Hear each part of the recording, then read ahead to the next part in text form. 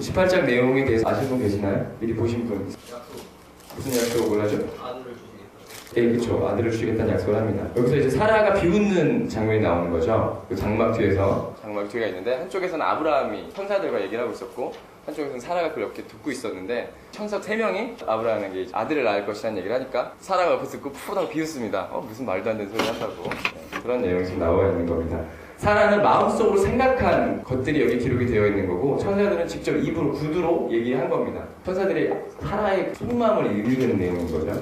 근데 여기서 18장 앞부분에 보시면은 천사들이 아브라함한테는 아침에 찾아요. 아브라함이 되게 극진히 대접을 해요. 고운 가루 3쌀에 엉긴 젖, 우유, 요리한 송아지. 이들을 대접하기 위해서 송아지를 한 마리 죽였다는 거예요. 핏값을 대신해서 이 천사들을 대접을 했다는 그런 내용이 담겨져 있습니다. 나중에 소돔과 고모라 지역에서 롯도 천사 둘을 대접을 하는데 상당히 좀 대조적으로 롯은 그냥 무교병만 좀 살짝 구워갖고 주는 거예요. 방식도 상당히 차이가 있다는 거 기록되어 있는 내용입니다.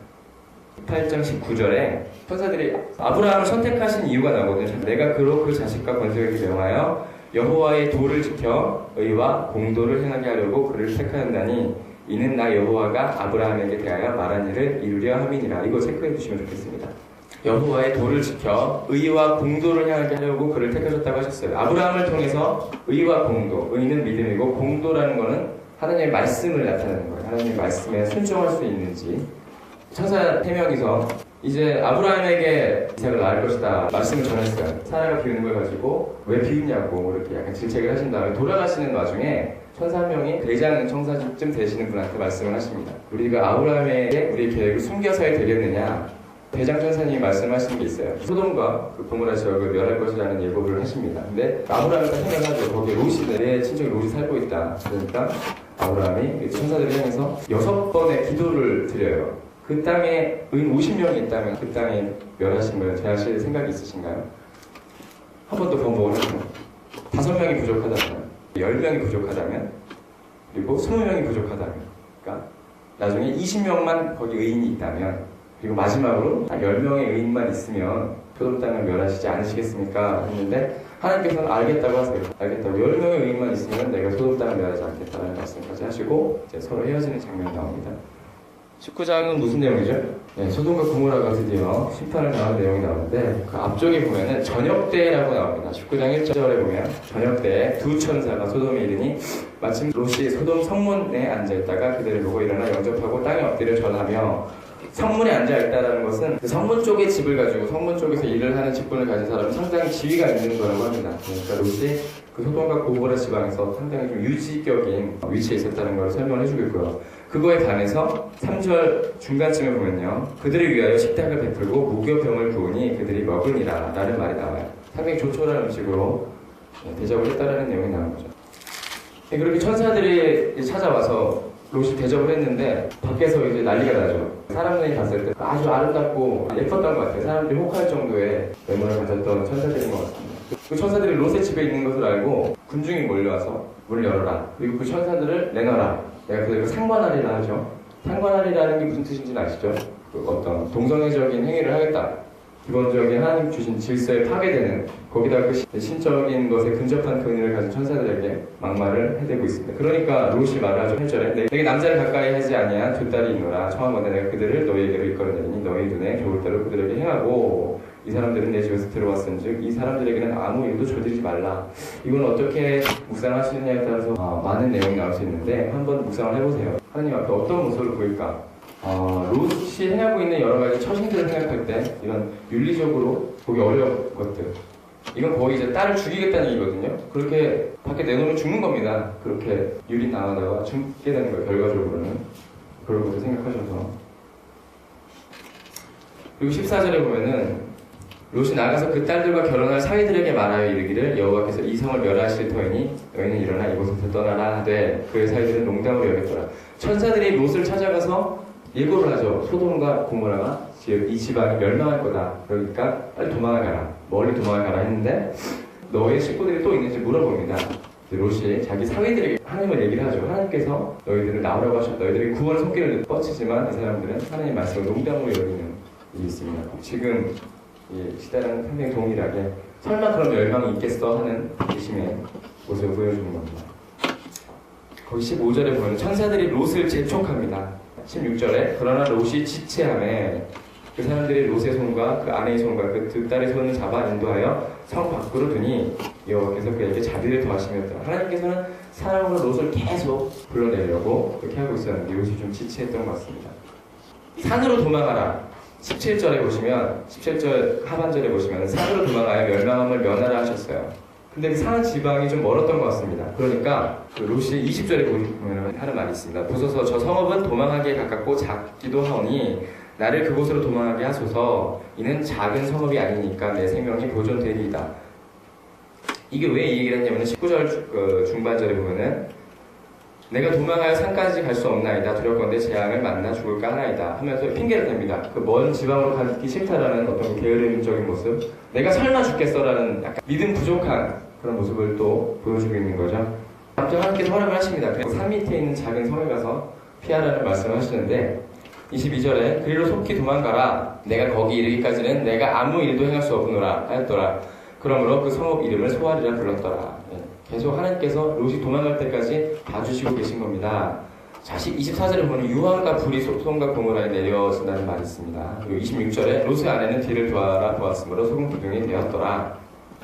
이거는 바로 유명한 얘기니까 아시죠? 그리고 29절에 하나님께서 그 소알 지방은 딱 피해 놓으시고 그 주변으로만 유황불을 내리십니다. 근데 그 이유가 있죠. 하나님이 아브라함을 생각하사 롯을 그 엎으시는 중에는 내보내셨더라. 하나님께서 롯을 구원하시기 위해서 하신 모든 것들은 다 아브라함이 하나님께 기도를 드렸던 그 필요성에 대해서 여기서 지금 말씀으로 보여주시고 계신 것입니다. 네, 그런데 그렇게 돼서 이제 두 민족의 근원이 왜 생겼는지에 대해서 나오는데요. 여기 30절에 보시면 롯이 소알에 거주하기를 두려워하며 두 딸과 함께 소알에서 나와 산에 올라가 거주하되 그 두 딸과 함께 굴에 거주하든 굴에 들어갑니다. 32절에 보시면 우리 아버지에게 술을 마시게 하고 동침하여 우리 아버지를 말하다가 후손을 이어가자 하고 31절에 보시면 배필이 없어서 후손될 사람들이 없다라는 말을 합니다. 그러면 나와서 멀리 가서 배필을 구하면 될 것인데 굳이 자기 아버지와 자신들의 자손을 이어가자라는 말을 하죠. 정도관념을 상징한 겁니다. 6절에 롯의 두 딸이 아버지로 말미암아 임신하고 37절 큰 딸은 아들의 이름을 낳아 모압이라 하고 38절 작은 딸도 아들을 낳아 이름을 베남이라 하였으니 이 베남은 암몬 자손 불상이 되는 거죠. 모압과 암몬 근원지 설명을 해주고 있는 것입니다. 이 모압과 암몬은 나중에 이스라엘에게 계속 적수로 이제 등장을 하게 되는 성경의 한 족속입니다. 자, 이제 20장으로 넘어가서 저번 주랑 비슷한 사건이 오늘 뭐가 나오죠? 그렇죠. 아브라함이 네게부 땅으로 또 옮겨가요. 가나안 지방에 또 기근이 찾아와서 여기 기록은 되어 있지 않지만 기근이 또 찾아오기 때문에 또 내려갑니다. 그랄에 거주합니다. 그랄에 거주해서 이 그랄 왕 아비멜렉이라는 사람을 보내요. 살을 데려갔다. 이 아비멜렉이라는 것이 바로 같은 호칭이에요. 왕이라는 뜻입니다. 왕. 나중에 이제 이삭도 자기 아내를 리브가를 누이라고 속이는데 그때도 그 아비멜렉이 등장을 하고 나중에 이제 아브라함과 아비멜렉이 또 우물 갖고 싸움도 합니다. 그때도 왕입니다. 그냥 왕의 개념으로 아비멜렉이 나오는 한 사람이에요. 자, 그렇게 해서 그날 왕에게 아비멜렉에게 그 누이를 넘겨주는데 6절에 보시면 하나님이 그 꿈에 그날 왕 꿈에 나타나세요. 내가 온전한 마음으로 이렇게 한 줄을 나도 알았으므로. 왜냐면 그날 왕 아비멜렉은 몰랐죠. 아닌지 몰랐기 때문에 어떤 걸 바쳐지는 선물을 생각을 하고 살해를 받았다고 봅니다. 그걸 하나님께서 온전한 마음이라고 말씀을 하세요. 왜 그러냐면은 자기가 몰랐기 때문에 그렇게 한 거다라고 이 꿈속에서 이제 변명을 하거든요. 아비멜렉이. 그렇기 때문에 그렇게 하십니다. 자, 7절에 보시면은 선지자라는 표현이 처음으로 나옵니다.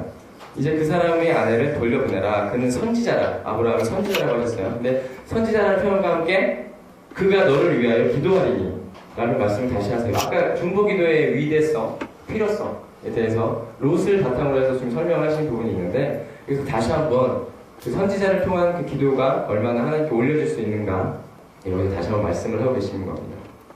내가 돌려보내지 아니하면 너와 내게 속한 자가 다 반드시 죽을 줄 알리나. 이 말은 마지막 절에 보시면은 18절에 보시면은 여호와께서 이 왕이 아브라함의 아내 사라의 일로 아비멜렉의 집에 모든 태를 다 드셨음이더라 라고 나오죠. 그날 왕 아비멜렉이 사라를 취함과 동시에 하나님께서 네게브 지방에 있는 모든 여자들의 태를 닫아버리세요. 아기들이 낳지 못하게 합니다. 단기적으로 봤을 때는 이제 생명력이 살아있는 거지만 결과적으로 나중 되면은 그 종족은 사라지고 멸절하게 되는 겁니다. 하나님께서 꿈속에서 그걸 말씀을 해주신 거고 아비멜렉이 사라를 다시 돌려주게 되는 그런 내용이 나오는 겁니다. 근데 실제로도 아브라함의 아내 사라는 이복누이가 맞아요. 거기 12절에 보면은 또 그는 정말로 나의 이복누이로서 내 아내가 되었음이니라. 물론 성경 그 전 부분에는 그 혈연 관계가 설명이 되어 있지 않지만 이렇게 아브라함이 자기 입으로 누이라고 말을 하는 부분이 나오기 때문에 이런 부분에 대해서는 좀 찾아보면 나올 거라고 생각을 합니다. 아직 저는 이거에 대해서 족보적인 거 잘 알지 못합니다. 아직. 16절에 보시면 사라에게 이르되 내가 은 1000개를 내 오라비에게 주어서 은 1000개로 아무 일도 없었다라는 건 나는 사라와 통하지 않았다. 아무 일도 없었다라는 증거의 그것으로 선물을 합니다. 17절에 아브라함이 하나님께 기도하며 하나님이 아비멜렉과 그의 아내와 여종을 치료하사 출산하게 하셨으니 이렇게 해서 모든 것이 회복되는 것을 보여주시고 자 21절로 넘어와서 21절은 여호와께서 말씀하신 대로 사라를 돌보셨고 여호와께서 말씀하신 대로 사라에게 행하셔서 나온 아들의 이름이 이삭이 되는 겁니다. 이삭의 뜻은 진실로 웃음이라는 뜻이에요. 하나님께서 그 이름을 예비하신 것이 사라가 비웃은 것에 대해서 그 헛웃음이죠. 비웃음이라는 것은 그 헛웃음에서 진실의 기쁨의 웃음으로 바꿔주시는 대조적인 관계를 보여주시기 위해서 이름을 그렇게 말씀을 하신 것입니다. 자 9절에 보시면은 사라가 본즉 아브라함의 아들 애국 여인 하갈의 아들이 이삭을 놀리는지라. 그때는 서자에게도 하갈의 아들 이스마엘은 서자죠. 아브라함 입장에서 보면 그 서자에게도 재산 상속의 권리가 주어졌었습니다. 근데 아브라함이 너무 이제 이삭에게 집중하고 이삭과 함께하고 이삭을 너무 이뻐하는 모습이 이스마엘 눈에 가시였던 겁니다. 아까 13년 동안 아브라함과 하나님과의 관계가 끊어졌던 것들이 있어요. 어려웠던 기간이 있었기 때문에 이스마엘이 하나님 뜻인 줄 알았는데 이제는 정말로 하나님 뜻을 알아서 내가 100살이 되었을 때 이삭을 낳은 그 기쁨의 감동 그것 때문에 이제는 진짜 이삭이 너무 좋은 거예요. 그러니까 이스마엘 제 눈에 보이지 않는 거죠. 쟤는 하나님 뜻이 너무 아니었고 우리의 교만과 우리의 급한 마음에 우리가 만들어낸 악하다고 봐야겠죠. 물론 나중에 하나님께서 이스마엘에게도 복을 주시지만 그러니까 이스마엘은 자동적으로 이삭이 안 듣게 되고 이삭을 괴롭히게 됩니다. 여기 놀리는 거라고 표현이 되어 있는데 괴롭히고 있는 것입니다. 그러니까 이제 사라가 그걸 봅니다. 괴롭히는 걸. 그러니까 10절에 다시 한번 말을 하죠. 그가 아브라함에게 이르되 이 여종과 그 아들을 내쫓으라. 이 종의 아들은 내 아들 이삭과 함께 기업을 얻지 못하리라. 이런 말을 합니다. 이 사라가 하는 한마디 한마디 상당히 권위가 있었던 것 같습니다.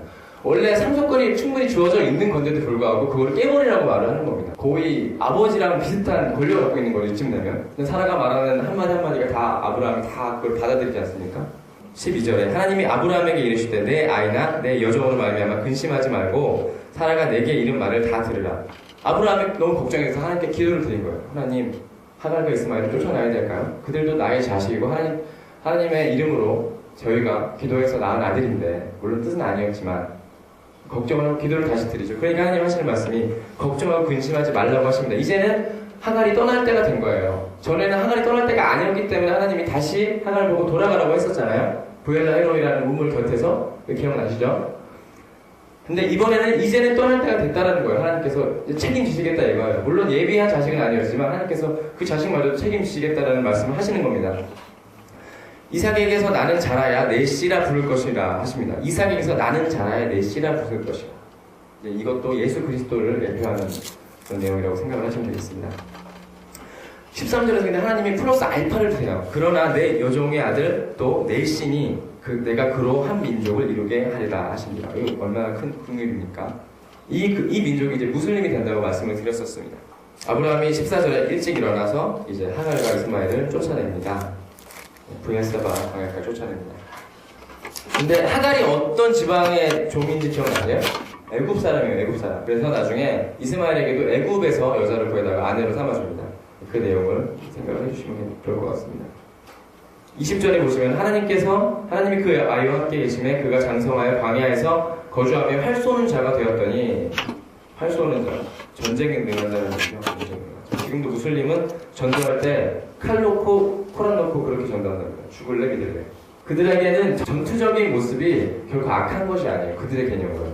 그들이 배운 하나님으로는. 그들은 아직도 구약의 하나님을 믿기 때문에 사랑의 하나님의 차원을 우린 예수 그리스도로 인해서 사랑이라는 개념을 정말 최종적인 하나님의 말씀을 믿고 살고 있기 때문에 이렇게 살지만 그들은 아직도 무서운 하나님이고 저주의 하나님이고 강력하신 하나님, 힘의 하나님의 개념이 너무 강하게 있기 때문에 그렇게 되는 거예요. 이것에 대해서 하나님께서 어떻게 끝까지 가실지는 잘 모르겠지만 우리는 일단 거기까지는 알고 있는 게 좋은 것 같습니다.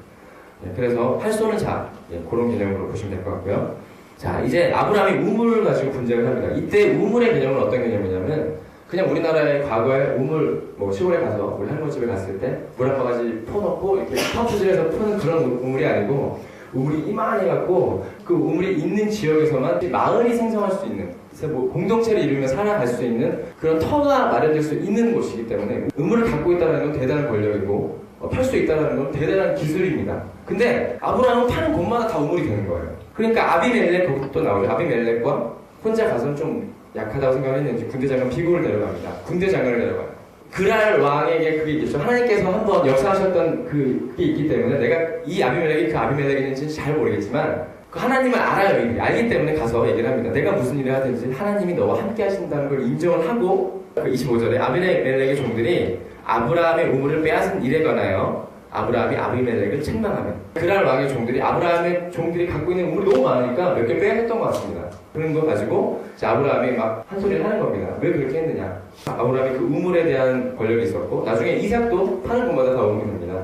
하나님께서 그 지키시고 세우시고 보호하시는 능력들을 주님께서 허락을 하십니다.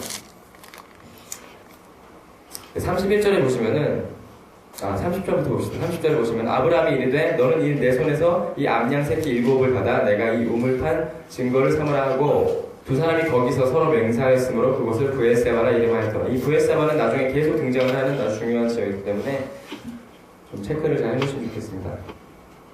이 우물을 판 증거로 이 우물은 아브라함 것이다 라는 증거로 아브라함이 7 암양 새끼를 아비멜렉에게 그냥 선물을 합니다. 이거 먹고 떨어져라 이거죠, 쉽게 얘기해서. 그리고 아브라함이 브에세바에서 에셀나무를 심었대요. 에셀나무는 그 상록수 계열의 그 침엽수래요. 그런 생각을 하시면 되겠고 22장의 내용이 있습니다. 22장은 유명한 내용이죠. 종철에 있는 이거 무슨 내용인지 아니? 22장 내용? 이삭을 바치라는 내용이 나와요.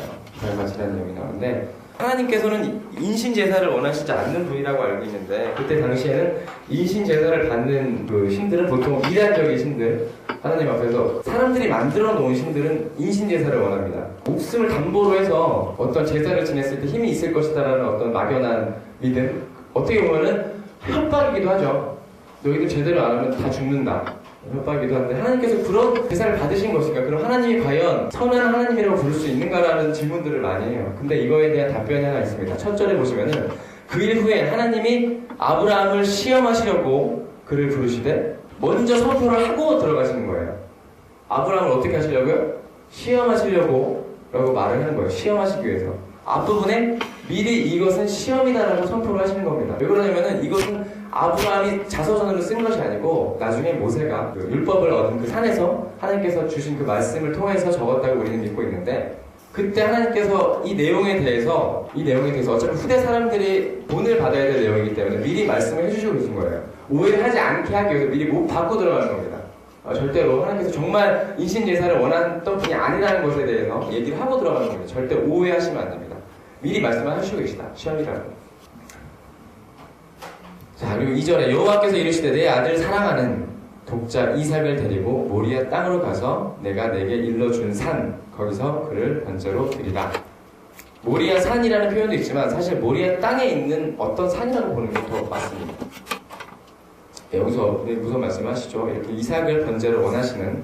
근데 3절에 아브라함이 아침 일찍 일어나 나귀의 안장을 지우고 두 종과 그의 아들 이삭을 데리고 번제에 쓸 나무를 쪼개어 가지고 하나님이 자기에게 일러주신 곳으로 가더니 아침 일찍에 갔다라는 표현을 봤을 때 사라 몰래 간 것이 아닐까라는 그냥 추측을 해봤습니다. 사라가 보내줬겠습니까? 자기가 나이 들어서 낳은 아들이 하나님께서 또 다시 데려가신다는데 절대 허락하지 않았을 거라고 생각을 해서 그래도 사라가 입김이 세지 않습니까? 사라가 말하는 거 다 됩니다. 그러니까 아브라함이 아침에 몰래 간 것이 아닌가 라는 생각을 해봤습니다. 자, 제3일에 4절에 보시면 아브라함이 눈을 들어 그곳을 멀리 바라본지라. 가끔 이 3일이라는 표현을 가지고 많은 분들이 말씀하시는데 이틀길이래요. 모리아산까지. 근데 아브라함이 느리게 갔다라는 말씀을 하시는 분이 가끔 계시는 것 같아요. 근데 실제로도 3일 정도의 이틀 정도의 거리였고 3일째 아브라함이 눈을 들어 멀리 바라봤다고 했어요. 3일째. 그러니까 이거는 뭐 사실 늦게 갔다라는 표현보다는 그냥 그 길 정도의 제 시간에 간 것이 아닌가. 예, 이거는 이것에 대한 설명은 뒷부분에 더 보충이 됩니다. 일단은 아브라함이 너무 아들 이삭에 대한 연민 때문에 그 행동을 지체했다고 보기 좀 어려운 것 같습니다. 저도 좀 옛날에 그런 줄 알았는데 문맥 하나하나의 뜻을 좀 더 음미해보니까 지체한 것 같다는 생각이 좀 안 들어요. 자, 계속 볼게요. 7절에 보시면 이삭이 그 아버지 아브라함에게 말하여 이르되 이삭이 말을 하는 겁니다. 아버지여 하니 그가 이르되 내 아들아 내가 여기 있노라. 이삭이 이르되 불과 나무는 있는데 번제할 어린 양은 대체 어디 있습니까? 제사를 지내러 가는데 재물이 없는 거예요. 지금 이삭이 그걸 눈치를 챘어요. 몰랐겠어요?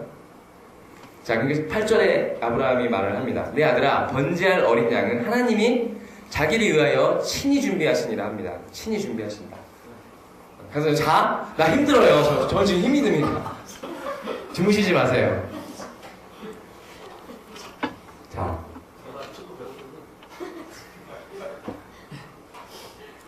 하나님이 자기를 위하여 친히 준비하신다고 뭐라고 그러죠? 여호와 이레라고 하죠. 자, 그거에 대해서 설명이 있습니다. 여기는 근데 이 부분을 히브리 원문 설명으로 보면 엘로힘 이레라고 써여 있어요. 여기는 여호와 이레라고 적혀 있지 않습니다. 여호와 이레는 나중에 나와요. 그 엘로힘 이레라고 나오는데 엘로힘을 쓸 때 그 히브리 사람들이 보통 하나님을 기록할 때 하나님을 좀 두려운 하나님으로 기록할 때 엘로힘이라는 단어를 씁니다.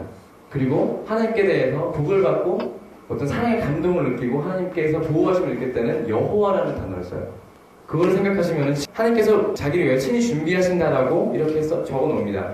그런데 이 말의 그 이면에는 정말 아브라함이 지금 두려워하고 있는 거예요. 두렵기 때문에 이삭을 데리고 빨리 간 거예요. 하나님께서 어떻게 해줄지 모르니까. 그 전에 어떤 일이 있었죠? 13년간 암흑 기간이 있었다라는 걸 또 기억을 한 겁니다. 너무 무서운 하나님이고 약속하신 걸 이루시는 하나님이라는 걸 안 거예요. 그러니까 이 하나님께서 이삭을 데려다 바치라고 했을 때는 분명히 어떤 뜻이 있을 거라고 생각을 한 겁니다. 정말 이삭이 죽을 것이라는 생각을 한 것이 아니라 아브라함이 하나님을 향해서 하나님께서 선하게 인도하실 것이라는 것을 믿고 지금 두려운 마음으로 이렇게 행하고 있는 겁니다. 그거를 생각을 하시면 좋을 것 같습니다. 그 옆에다가 엘로힘 이레와 여호와 이레의 차이를 대충 써놓으셔도 묵상하실 때 많은 좀 위로함이 있지 않을까라는 생각을 해봅니다. 자, 이제 그 다음은 다시죠. 칼을 잡고 잡으려 하니, 자, 12절에 사자가 이르시되 그 아이에게 손을 대지 말라 하고 딱 나옵니다. 아브라함이 딱 칼로 치려고 하는 순간에 딱 막으시는 거죠. 아주 극적인 순간입니다. 영화 한 장면 같은 건데 그에게 아무 일도 하지 말라. 내가 내 아들 독자까지도 내게 아끼지 아니하였으니 이제야 내가 하나님을 경외하는 줄을 아노라. 이제야 경외하는 줄을 알았다고 하십니다. 이제 하나님께서 말씀을 하고 계신 거예요. 아브라함은 이제 옳거니 했겠죠. 13절에 보시면 아브라함이 눈을 들어 살펴본 즉 한 순양이 뒤에 있는데 뿔이 수풀에 걸려 있는지라 아브라함이 가서 그 순양을 가져다가 아들을 대신하여 번제를 드렸다고 했어요. 아들을 대신. 순양이 있는데 이 순양이 과연 누구를 뜻하는 걸까요? 그리고 하나님께서 자기 아들은 그렇게 잡으셨는데 아브라함이 자기 아들 잡는 건 막으세요. 그런 것에 대해서도 한번 묵상을 해보시면 좋겠습니다. 그리고 14절에 아브라함이 고백을 합니다. 아브라함이 그 땅의 이름을 여호와 이레라고 했대요. 여호와 이레. 이제 그 모리아 땅의 그 산의 이름은 여호와 이레가 된 거예요. 하나님이 준비하신 것으로 가득한 산이죠. 지리적으로 봤을 때. 나중에 이 땅은 어떤 땅이 되냐면요.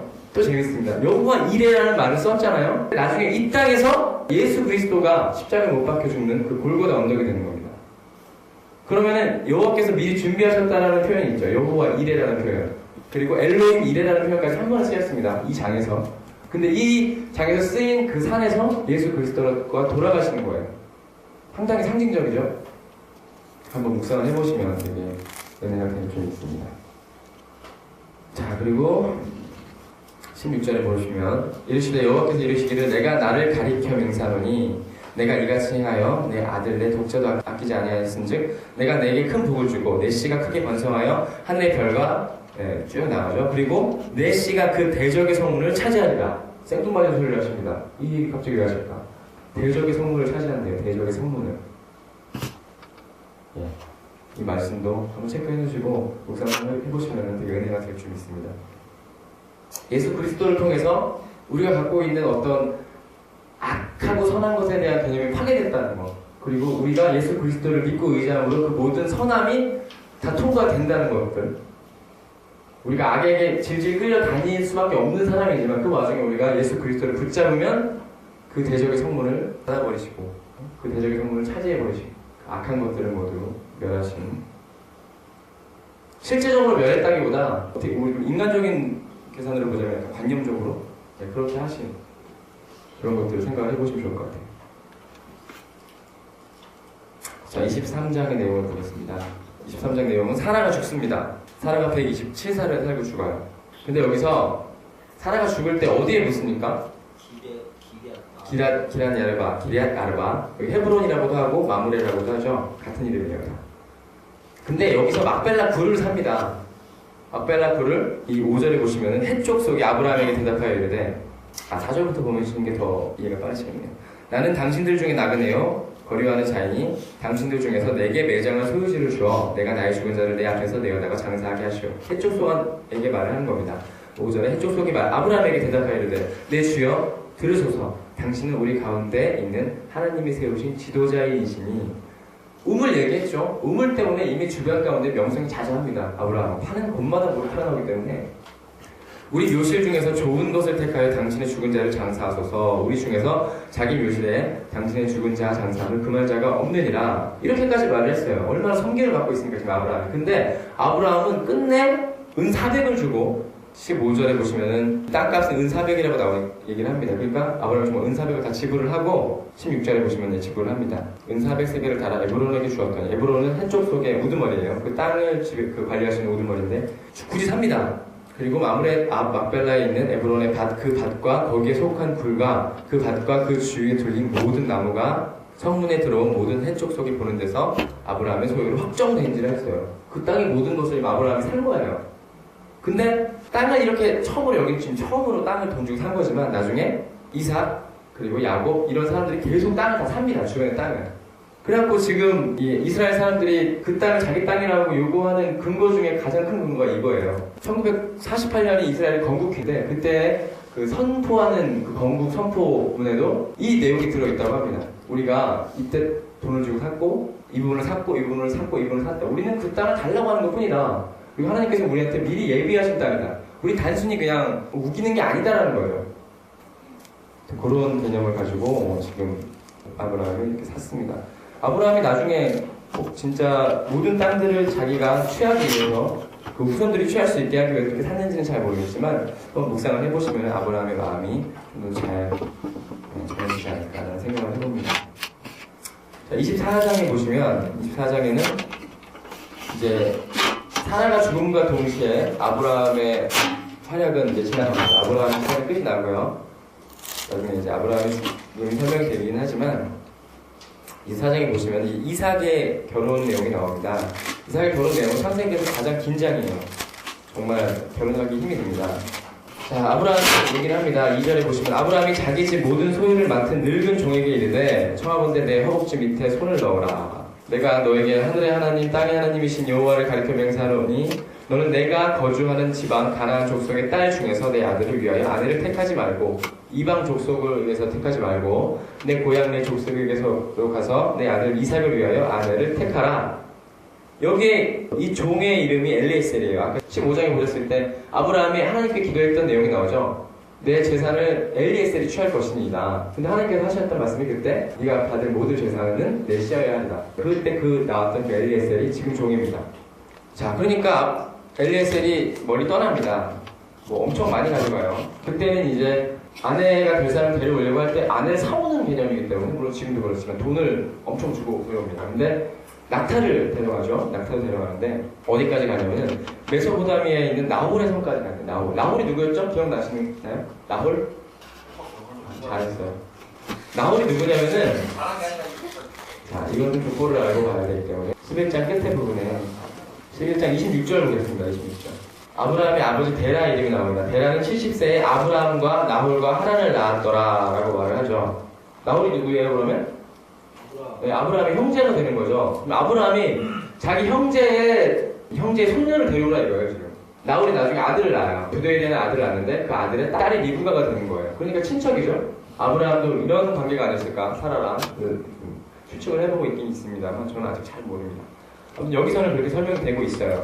아주 멀리까지 가서 나홀의 성까지 갔대요. 자, 14절에 보시면은 한 소녀에게 이르기를 통하거든 너는 물동이를 기울여 나로 마시게 하라. 우물가에 지쳐갖고 있으니까 소녀가 와서 이제 엘리에셀이 하나님과 얘기하는 거야. 하나님, 지금 소녀가 하나 없는데 이 소녀가 제가 물을 달라고 했을 때 내 낙타에게까지 물을 먹여주면은 그 사람이 하나님께서 정죄한 사람인 줄 믿겠습니다 하고 하나님과 딜을 하는 겁니다. 지금. 근데 15절에 말을 마치기도 전에 리브가가 물동이를 어깨에 메고 나오니 그는 아브라함의 동생 나홀의 아내 밀가의 아들 부두엘의 소생이라. 16절에 그 소녀는 보기에 심히 아름답고 지금까지 남자가 가까이 하지 아니한 처녀라. 그가 물로 내려가서 물을 그 물동에 채워가지고 올라오는지라. 이렇게 얘기를 합니다. 19절에 마시게 하기를 다하고 이르되 당신의 낙타를 위하여도 물을 길러 그것들을 배불리 마시게 하리라 하고 급히 물동이에 물을 부위에 붓고 다시 기르려고 모든 낙타를 위하여 깃는지라. 낙타가 10절에 보시면 10필이라고 해서 10필인데 낙타 한 마리가 붙어 먹는 물의 양이 얼마나 될까요? 1리터? 낙타가 한 번에 정말 갈증을 내면은 100리터까지 먹는다고 해요. 단순히 뭐 물 좀 떠먹여 준 거 가지고 뭐 그렇게 배가 대단한 사람이 하잖아요. 근데 그 100리터를 10마리한테 다 먹인 거예요 지금. 낙타들이 얼마나 지쳐있겠어. 그러니까 대단한 정성인 거예요. 지금 처음 보는 사람인데 이렇게 섬겨주는 겁니다. 그 모습을 보니까 감동을 하고 애들이 난 뿅 가는 거예요. 얼굴도 이쁘고 다 한데 막 힘도 좋고 정성도 마음이 너무 깊고 그러기 때문에 거기서 그냥 그 자리에서 22절에 보면은 낙타가 마시기를 다음에 그가 반세겔 무게의 금 코골이 한 개와 코골이 꼈을까요 이때? 13개 무게의 금 손목고리 한 쌍을 그에게 주며 그 자리에서 그냥 바로 그냥 고백을 해버립니다. 제발 나와 함께 가주시죠. 그러니까 그 여자가 그에게 이르되 나는 밀가의 나홀에게서 낳은 부두엘의 딸이다. 우연하죠. 되게 우연히 나홀에게서 낳았대요. 부두엘의 딸.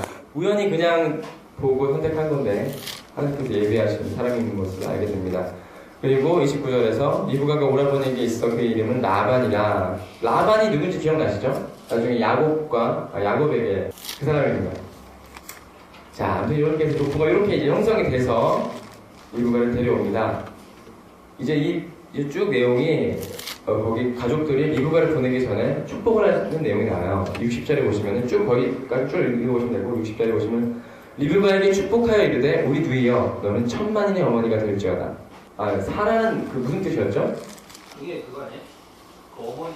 그렇죠. 여러 민족의 어머니라는 뜻을 갖고 있었는데 이제 그 리브가는 천만인의 어머니가 될 거라는 얘기를 합니다.